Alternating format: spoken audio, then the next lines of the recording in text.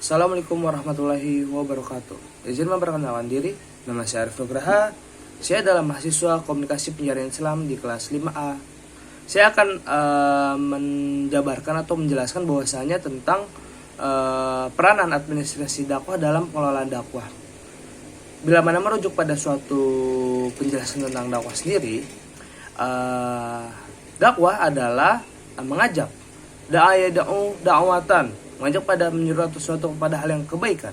Sedangkan administrasi merupakan hasil pemikiran dan penalaran manusia serta dihasilkan dan untuk menciptakan keteraturan terwujudnya tujuan bersama.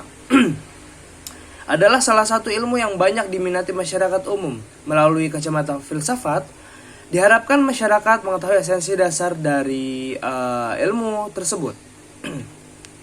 Sedangkan bila mana kita melihat dari suatu pembelajaran tersebut, ilmu pengetahuan di bidang administrasi dakwah adalah suatu pernyataan terhadap materi atau konteks, bentuk atau form, serta objek formal dan material. Serta epistemologi dari suatu ilmu tersebut adalah cenderung untuk membatasi daripada hal-hal yang tentang persepsi dan pemanfaatan intelektual secara seseorang. Pengetahuan ilmu administrasi dapat membawa manusia kepada peristiwa kesadaran diri dan seluruh pemaknaan di dalam suatu kandungan dari administrasi tersebut. Ilmu administrasi dakwah adalah suatu usaha yang dilakukan secara sadar dan terencana dalam angka pemanfaatan, atau dengan kata lain, penerapan ilmu administrasi yang teratur dan produktif. Ilmu administrasi khususnya dalam nalar Islam yang dimanfaatkan secara positif memungkinkan manusia lebih leluasa untuk berinteraksi dengan sesama manusia maupun dengan lingkungan, terutama dalam lingkungan Islam. Bisa kita artikan bahwasanya administrasi suatu hal yang bisa kita capkan dalam ranah dakwah. Bagaimana tidak, dalam pelaksanaan suatu pengelolaan dakwah, kita dapat memanage, kita dapat memanfaatkan, kita dapat merencanakan secara terstruktur dan juga secara masif terhadap suatu hal yang berhubungan tentang dakwah. Contoh, ketika kita menjalankan suatu ibadah sholat, di mana ibadah sholat itu terencana. Ada sholat subuh, sholat zuhur, sholat asar, sholat maghrib, dan sholat isya. Semua terencana secara administrasi dan juga jelas secara waktu. Bagaimana tidak, kita dapat memanage waktu, kita dapat melihat bahwa waktu-waktu tersebut itu dapat kita manfaatkan untuk beribadah kepada Tuhan kita.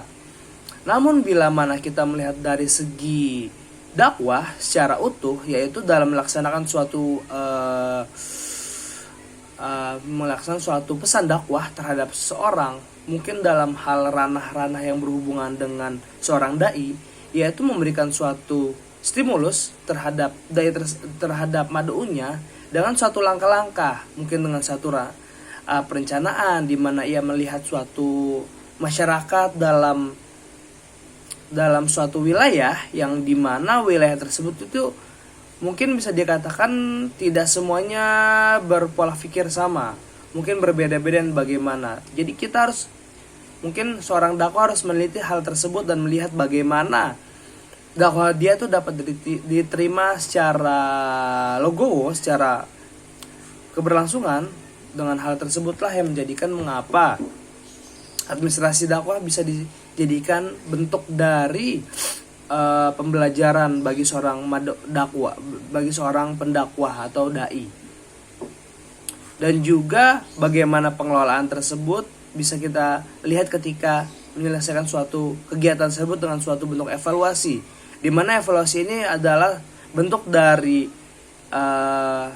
mengevaluasikan, menata bagaimana ketika kita sudah menjalankan suatu aktivitas dakwah, di mana aktivitas dakwah tersebut perlu adanya evaluasi, perlu adanya pembahasan bagaimana ketika jalannya suatu dakwah, bagaimana melihat psikologi dari si madu, bagaimana kita melihat bahwasanya hal tersebut itu menjadi bentuk dari peran-peran dan hal yang wajib dimiliki oleh seorang mubalik atau dai.